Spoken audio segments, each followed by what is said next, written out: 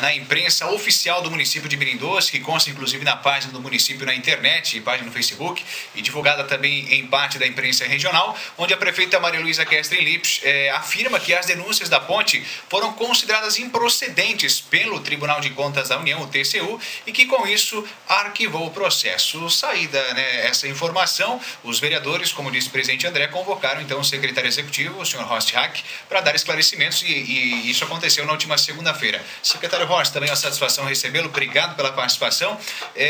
O que realmente aconteceu? O que aconteceu para que fosse dito que esse processo fosse arquivado? Obrigado e bom dia. Olha, eu queria saudar então aqui o Jefferson, o Lucas, saudar o nosso presidente André, saudar a todos os ouvintes da Rádio Educadora, e sempre que eu volto aqui aos microfones da Rádio Educadora eu me sinto muito bem, né?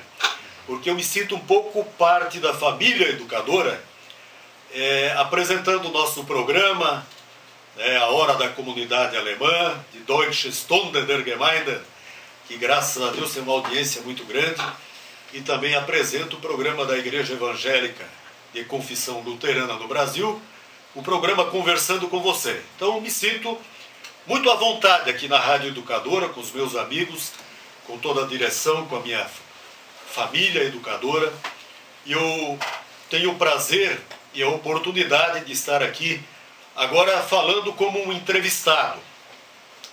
Eu digo assim, Jefferson e ouvintes da Rádio Educadora, que para nós dirimirmos toda essa situação da Ponte Luiz Felipe, nós necessitaríamos de ao menos 2 horas.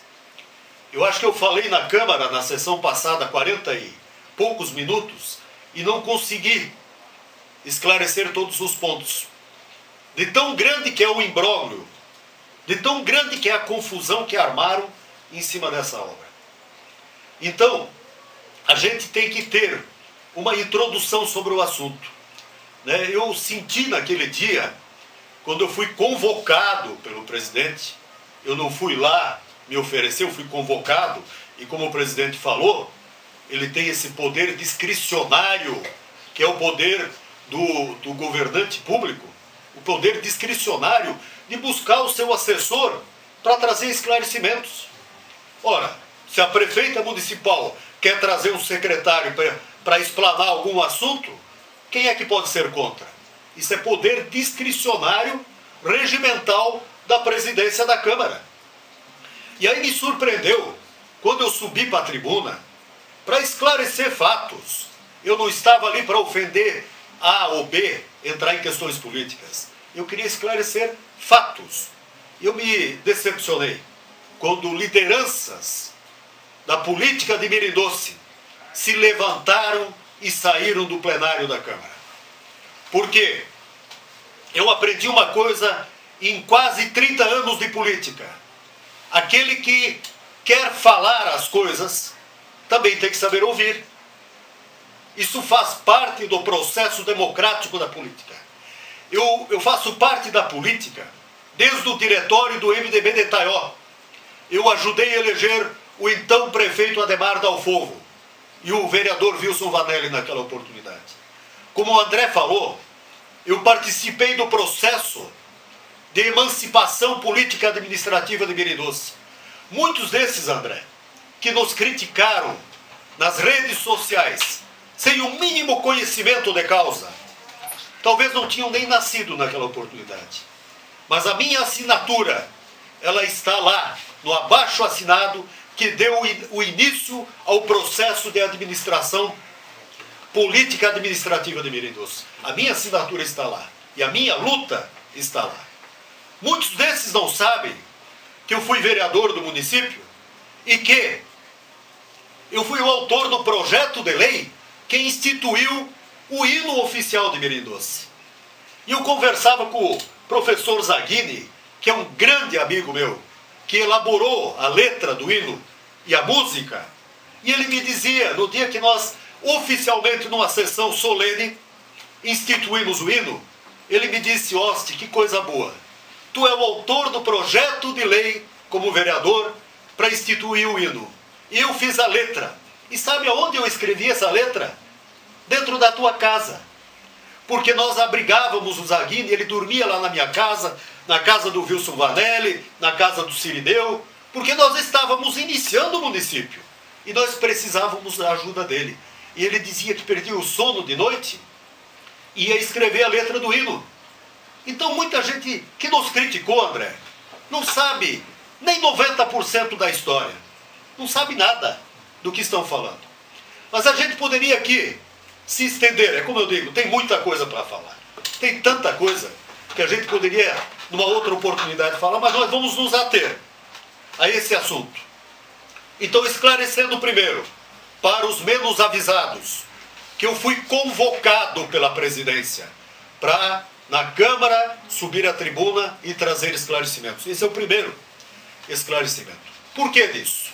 Porque ocorreu, como vocês aqui falaram, divulgado amplamente em 4, 5 jornais, por certo, pagos pelo dinheiro público, na televisão regional, por certo, pago pelo dinheiro público, um acórdão do TCU, que diz que foi arquivado o processo sobre a ponte Luiz Felipe.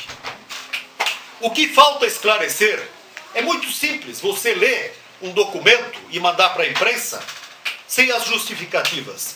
Para que se entenda o acórdão, é preciso se entender a instrução do TCU, do que os técnicos falaram. E entre todas as falhas apontadas que tem aqui, que não vai dar tempo de entrar em todas elas, mas eu quero ler a conclusão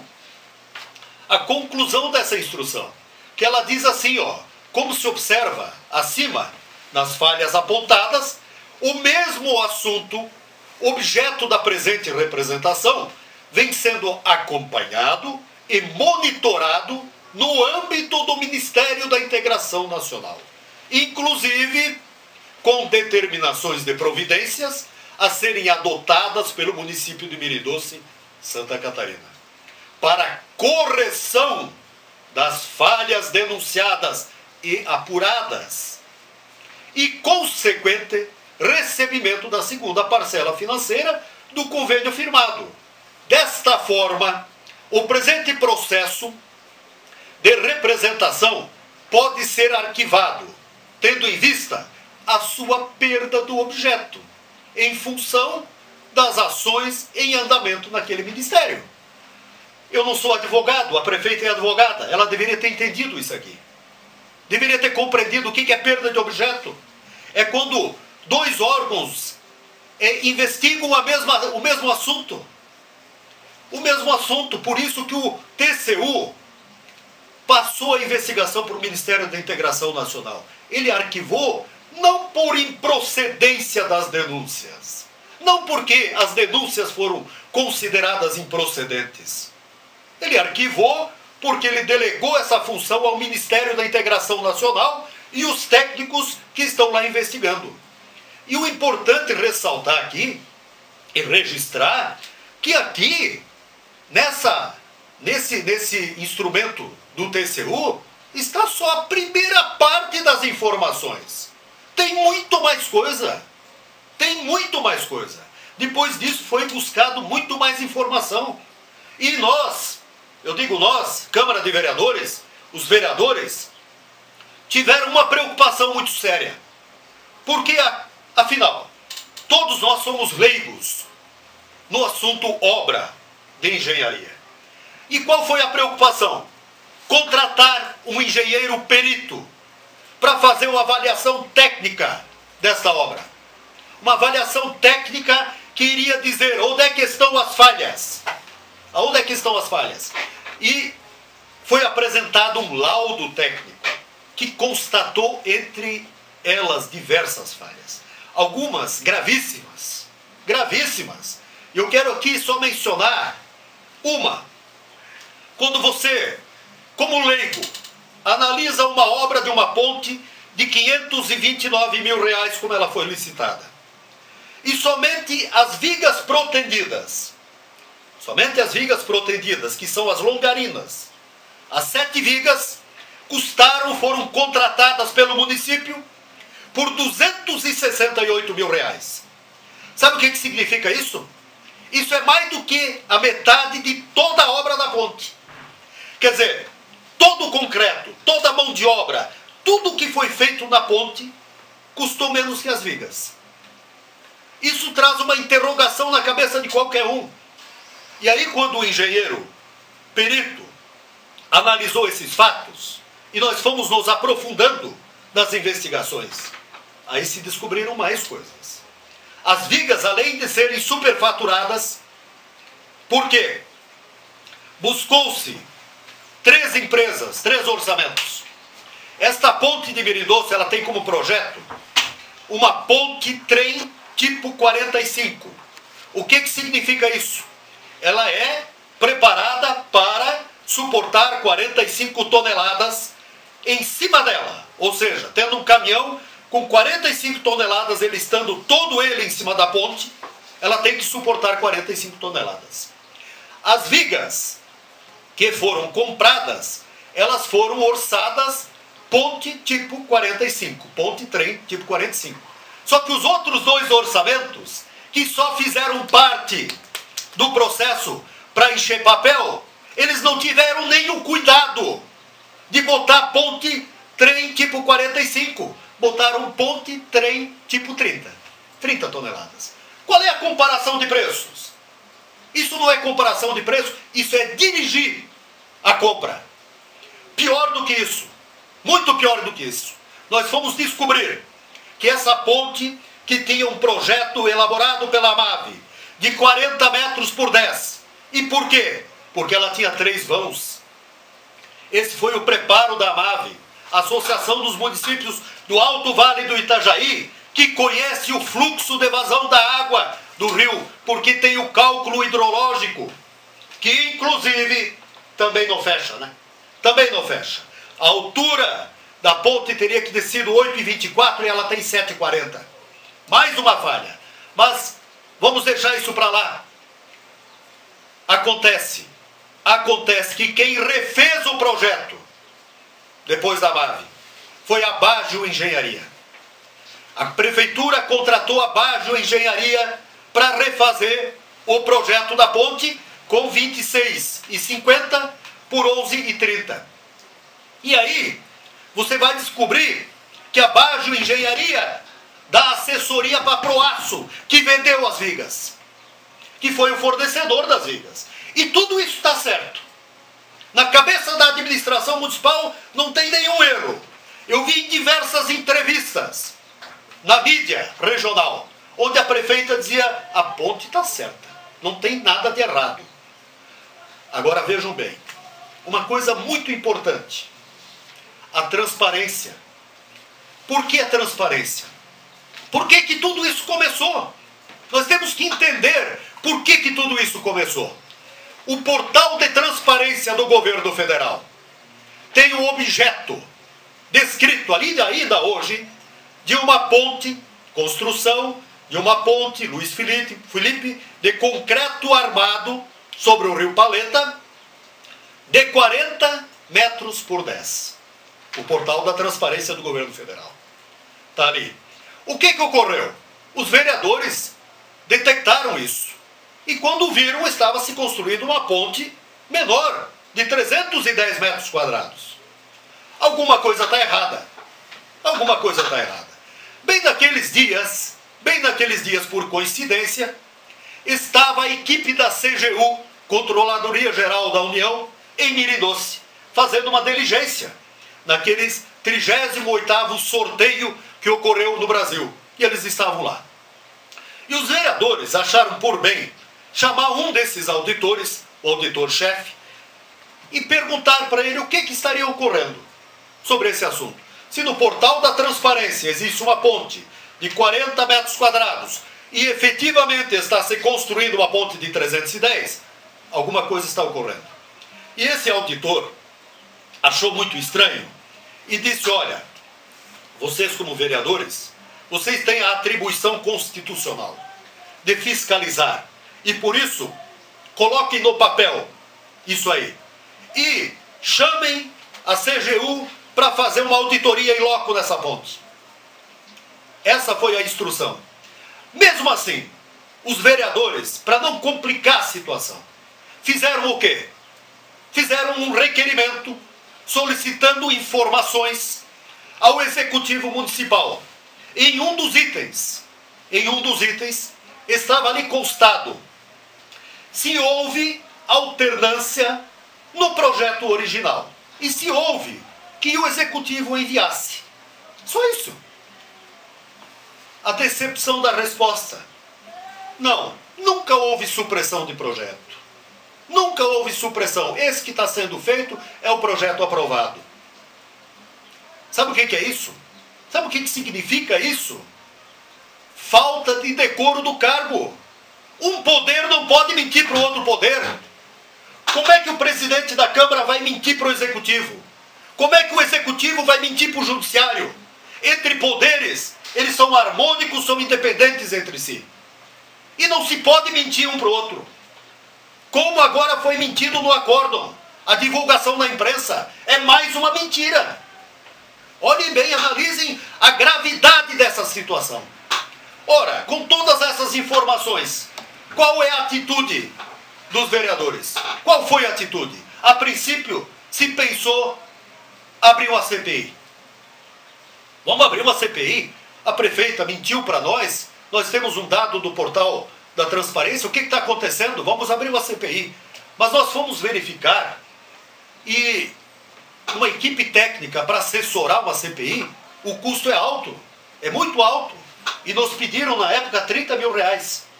E aí o presidente Nerci disse: nós não temos esse dinheiro para gastar. Nós mesmos vamos investigar. Nós mesmos. E nós durante a noite íamos lá, íamos buscar informações. E nós tiramos muitas informações sobre a ponte.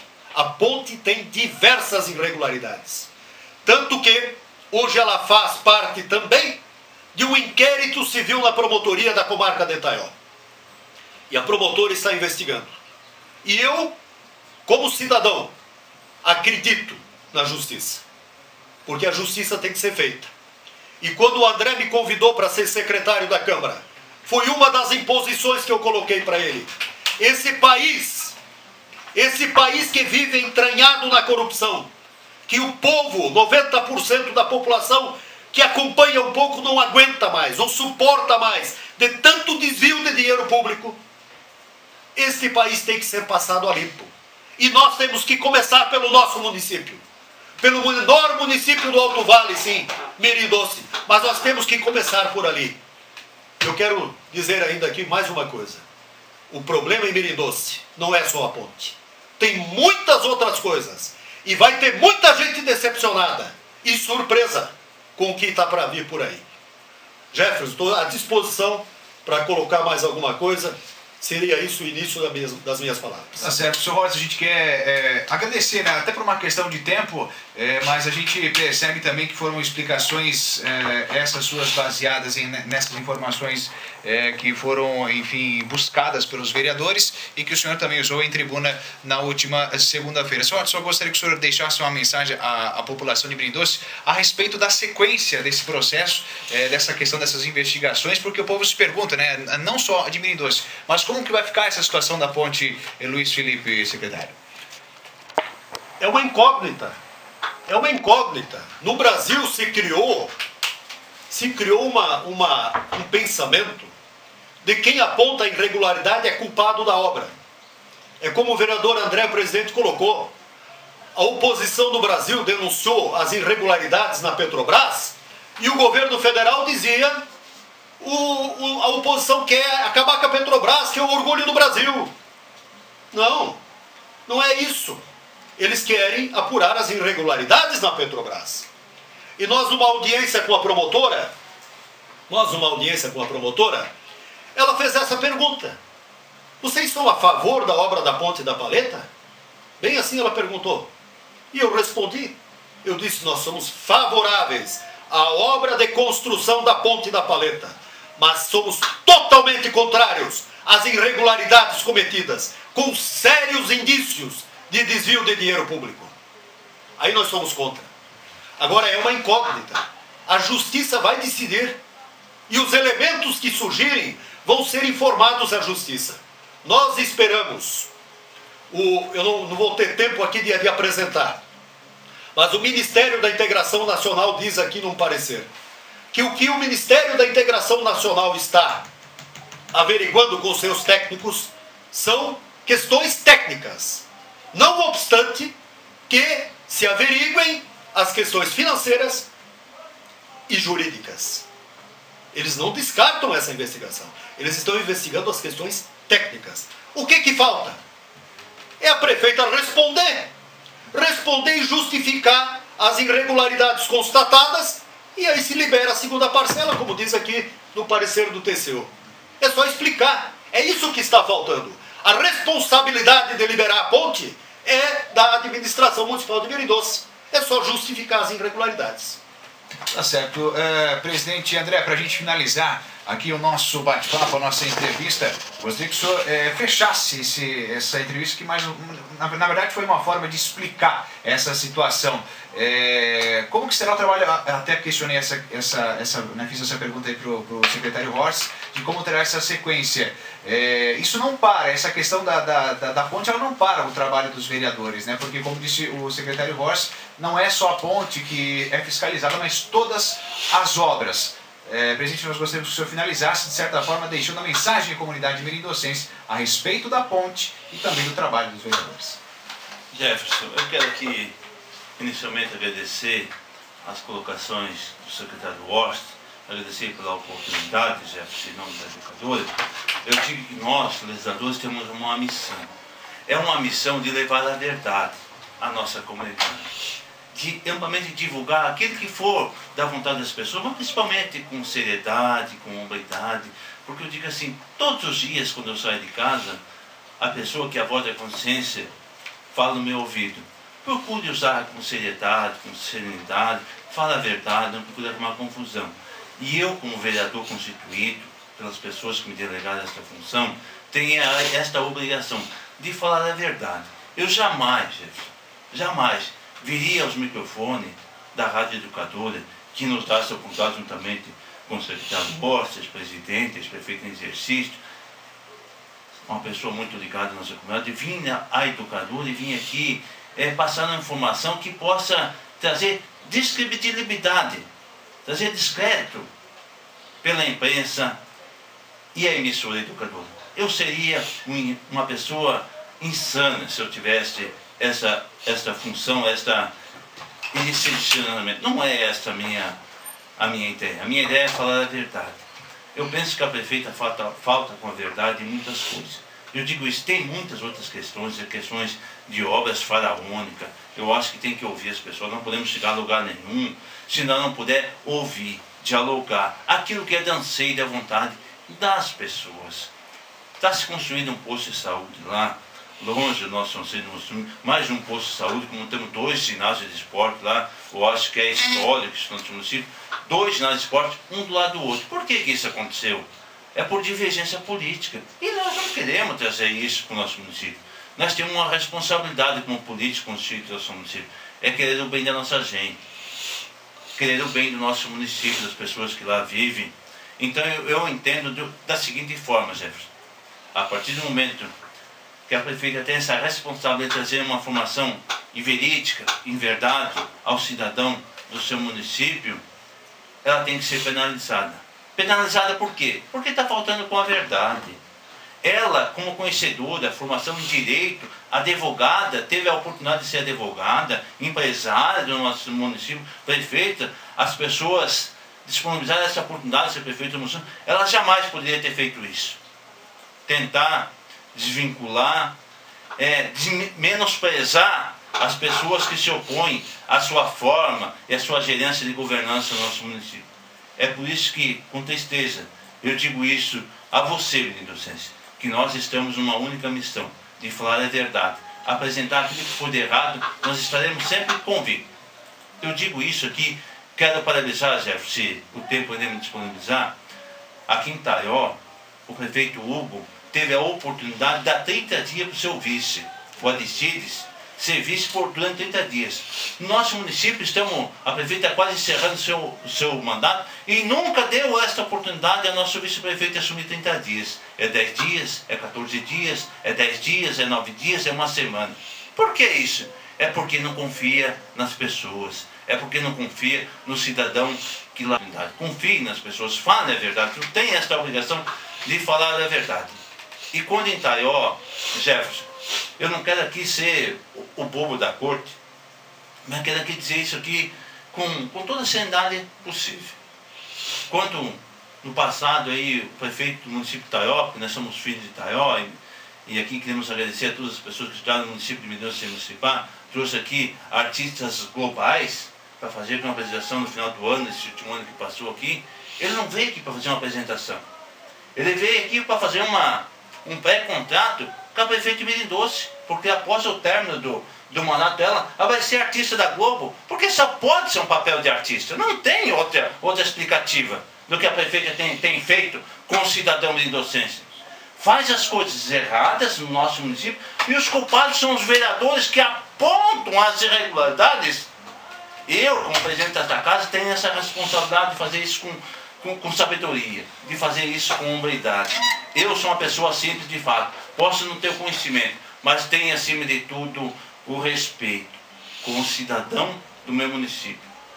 E se a prefeita não tem esse respeito, ela que ensine os seus funcionários, as suas pessoas, que vão à Câmara de Vereadores, que não vai fazer uma explanação com um documento falsificado em mãos.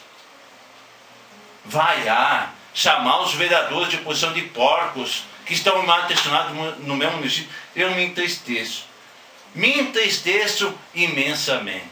Com o conhecimento, com a formação que tem a nossa prefeita municipal do nosso município de Mendonça, 2 faculdades, nascida em Mendonça, estudando na mesma escola do que ela. Eu não tenho, Jefferson, para não derramar lágrimas, da coisa mais triste como presidente da Câmara, como vereador do meu município, saber que ela, que tem esse poder, tentar desunir o nosso município, o nosso tão sonhado e abençoado Mendonça, dizer que nós vereadores queremos o mal do município, que somos pessoas de mal no nosso município. Nós não somos essas pessoas que a prefeita e os seus correligionários pregam. É com tristeza, é com lágrimas nos olhos, Jefferson, que eu falo isso a você, Mendonça, a você, taioense, que nós somos filhos de Itaió. Temos a maior responsabilidade possível de fazer o bem, de levar a maior coisa possível, a paz, a união das famílias, das pessoas do meu município. Então eu digo isso com muita tristeza, com muito descrédito da prefeita. Ela jamais deveria ter feito isso, desunir o nosso município. Nós não queremos isso, de forma alguma. Eu não quero aqui, como presidente da Câmara de Vereadores de Mendonça, desunir as pessoas, desunir o comércio, desunir os agricultores, desunir os eleitores do meu município. O que eu quero é o bem, é o melhor para a nossa gente, para o nosso município. É isso que eu digo, Jefferson. É claro que eu falo isso no calor da emoção, de coração, mas é com muita tristeza, que eu acho que a prefeita deveria falar a verdade com o seu município. Ela foi eleita para 8 anos e foi reeleita, mas deveria falar simplesmente a verdade e não mentir. Tentar jogar a população contra os vereadores que estão fazendo o seu legítimo papel de fiscalizar e legislar. Obrigado, Jefferson.